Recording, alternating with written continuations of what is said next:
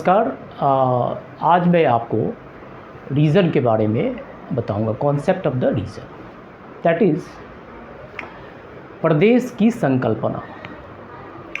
प्रदेश किसको कहते हैं, रीजन किसको कहते हैं? A region is a geographical space with well defined boundary. अब जोग्राफिकल स्पेस का मतलब ये हुआ कि भौगोलिक क्षेत्र हो, और भौगोलिक क्षेत्र के साथ साथ वेल डिफाइंड बाउंड्री हो। इसका मतलब ये हुआ कि किसी भी क्षेत्र को हम रीजन नहीं बोल सकते जब तक उसके आसपास बाउंड्री नहीं हो, वेल डिफाइंड बाउंड्री हो, तभी हम उसको रीजन बोलेंगे। सबसे पहले प्रदेश को समझने के पहले हम 2-3 पॉइंट को समझना बहुत ज़रूरी है। पहला है, what is the difference between place, location, area. मैंने बताया आपको कि रीजन एक प्रदेश या प्रदेश जो भी है रीजन, उसके अंतर्गत एरिया होता है और उसके चारों बगल बाउंड्रीज होते हैं। लेकिन इसमें 2-3 चीज़ों का जो है डिफरेंस आपको समझना बहुत ज़रूरी है। प्लेस उसको बोलते कोई एक पर्टिकुलर पॉइंट है, मान लीजिए जयपुर है, पटना है, एक प्लेस का नाम है। अगर हम उसके आसपास के एरिया को ले लें तो उसको हम बोलते हैं क्षेत्र, और यदि हम उसके आसपास के एरिया को वेल डिफाइंड बाउंड्री में कर दें तो उसको बोलते हैं रीजन। और किसी सिटी के आसपास के क्षेत्र को जब वेल डिफाइंड बाउंड्री होता है तो उसको बोलते हैं हम सिटी रीजन। अब हम चलते हैं लोकेशन की बात। लोकेशन जैसे ही हम बोलते हैं, ये रिलेटिव टर्म है।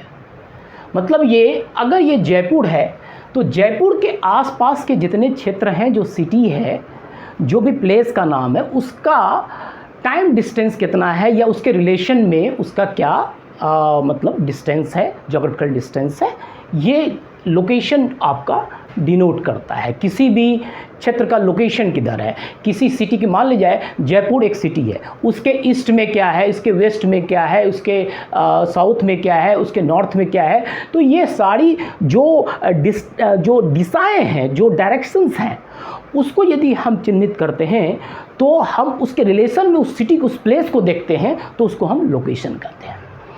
तो एरिया हो गया, लोकेशन हो गया, प्लेस हो गया। अब ये तीनों चीज़ जो है आपके रीजन में आते हैं, प्रदेश में आते हैं। किसी भी प्रदेश में प्लेस होते हैं, कई प्लेसेस होते हैं जिसको हम नोड कहते हैं। जैसे सबसे पहले हम ये बात करते हैं कि भाई ज्योग्राफिकल स्पेस कोई एरिया ले लेते हैं और उस एरिया के अंतर्गत हम एक बाउंड्री ले लेते हैं। इसको हम एट्रीब्यूट कहते हैं। एट्रीब्यूट्स माने उसकी क्या विशेषताएं हैं। रीजन किसी भी प्रदेश, किसी भी क्षेत्र की क्या विशेषताएं हैं।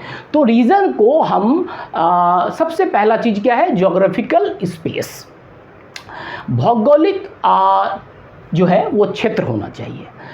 अब हम जो है एस्ट्रोनॉमिकल स्पेस की बात नहीं कर रहे हैं, है ना। हम लोग बात कर रहे हैं कि ज्योग्राफिकल स्पेस मतलब धरातल पर जो एरिया है उसको, उसकी बात हम लोग बोल रहे हैं। इसके अलावा मैंने कहा कि इसका लोकेशन मतलब क्या है।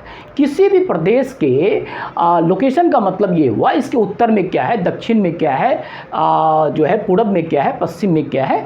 तो डायरेक्शन वाइज कौन कौन से सिटीज़ हैं या कौन कौन से रीजन्स हैं, उसके संबंध में उस रीजन को यदि जाना जाता है तो उसको हम लोकेशन कहते हैं। जैसे कि नॉर्थ ईस्ट स्टेट है तो हम उसको नॉर्थ ईस्टर्न रीजन कहते हैं, उसको उत्तर पूर्वी प्रदेश बोलते हैं।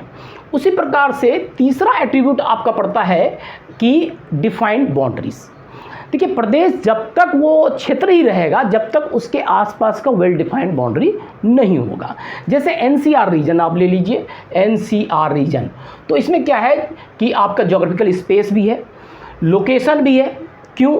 एनसीआर के पूर्व में आप देखेंगे उत्तर प्रदेश है, पश्चिम में भी राजस्थान, हरियाणा, ये सारी चीज़ें हैं, साउथ में आप देखिए कि में भी एमपी है।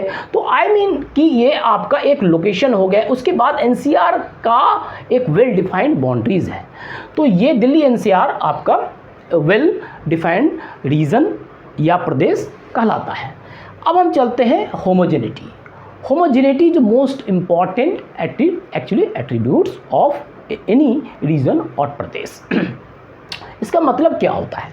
इसका मतलब ये हुआ किसी भी रीजन के अंतर्गत उसके विशेषताओं में यूनिफॉर्मिटी होती है, उसके विशेषताओं में समानता होती है, तो उसको हम बोलते हैं होमोजेनिटी, मतलब इंटरनली कोहेरेंट रीजन उसको हम बोलते हैं। अब जो है हर एक रीज़न जो है, आप कोई भी रीज़न ले लीजिए, उसमें देखिएगा कि इंटरनली जो है एक यूनिफॉर्मिटी, एक कोहेरेंस होता है। अब नेक्स्ट बात करते हैं, फंक्शन की बात करते हैं। देखिए संसार में हर एक प्रदेश में जो है कुछ न कुछ फंक्शन होता रहता है। जैसे आप एग्रीकल्चर एक्टिविटीज़ ले लीजिए, इंडस्ट्रियल एक्टिविटीज़ मतलब ले लीजिए, या वो सर्विस सेक्टर में आप ले लीजिए, कोई भी एक्टिविटीज़ जो है वो चलती रहती है। तो यदि किसी और यही एक्टिविटी यदि किसी एरिया में बहुत ज़्यादा कंसंट्रेशन हो जाता है तो हम उसको बोलते हैं नोड, NODES, नोड्स। तो अब नोड्स जो है कहीं कहीं आपका वही नोड बाद में कहीं ना कहीं ग्रोथ पोल के रूप में किसी प्रदेश में डेवलप होता है, वो मैं आपको बाद में बताऊंगा। तो फंक्शन के आधार पर भी हम रीजन को बांटते हैं, जो मैं आपको नेक्स्ट वीडियो में बताऊंगा जब हम क्लासिफिकेशन ऑफ रीजन की बात करेंगे। तो कई फंक्शंस हैं, जैसे बिहार को ले लीजिए, वहाँ पर मेजर फंक्शंस क्या है? एग्रीकल्चर, और वो प्लेन रीजन है सपोज़, तो वहाँ पर एग्रीकल्चर रीजन है, बट कहीं ना कहीं कंसंट्रेशन किसी भी पर्टिकुलर एरिया में, या मान लें पटना में, भागलपुर में, दरभंगा में, ये मेजर सिटीज़ हैं जहाँ पर कंसंट्रेशन ऑफ एक्टिविटीज़ ज़्यादा हैं, जो सिटी के रूप में डेवलप्ड वहाँ पर हुआ है, और कहीं ना कहीं वो इकोनॉमिक एक्टिविटीज़ को ऐसे नोड्स जो हैं वो बढ़ाते हैं। तो किसी भी प्रदेश में फंक्शन जो है बहुत महत्वपूर्ण जो है एट्रीब्यूट्स है, इसको आपको समझना पड़ेगा। नेक्स्ट पॉइंट है आपका हायरार्की। अब हम हायरार्की की बात करते हैं। हर एक रीजन, कोई भी रीजन लीजिए, वर्ल्ड को आप ले लीजिए, वर्ल्ड में कई कंट्रीज़ हैं, 200 के आसपास कंट्रीज़ हैं। पहले आप जोग्राफिकली 200 कंट्रीज़ में बांटे, तो सबसे बड़ा जो वर्ल्ड में एक ही रीजन मान लीजिए वर्ल्ड है, उसके नीचे आप 200 कंट्रीज़ हो गए, उसमें एक कंट्री इंडिया है, और इंडिया को हम बहुत बड़ा रीजन मानते हैं, सब कॉन्टिनेंटल रीजन। तो वो हो गया। उसके बाद इंडिया के अंतर्गत आप देखेंगे कि जोग्राफिकली बहुत डाइवर्स है, तो हमारा माउंटेनस एरिया है तो उसको हम माउंटेनस रीजन बोलते हैं, प्लेन रीजन है, प्लेटू रीजन है साउथ का, कोस्टल पार्ट्स है, आइलैंड्स रीजन्स हैं।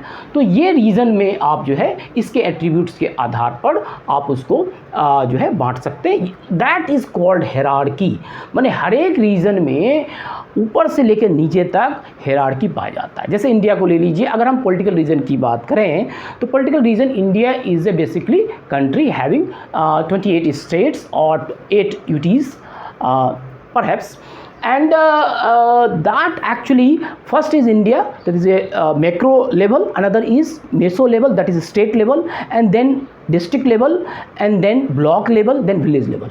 So if you see the census data, you will find each level has well defined boundary. Each level has one region and one area with well defined boundaries, with location, with homogeneity within it, and then function as well. So I mean to say that these are the some of the important attributes that of any region, and that is in Hindi called Pradesh. So that is very important topic to actually know about in geography, either in the branch of regional planning or any paper. So आज इतना ही। मैं next class में आपको बताऊंगा classification of reason और प्रदेश के प्रकार।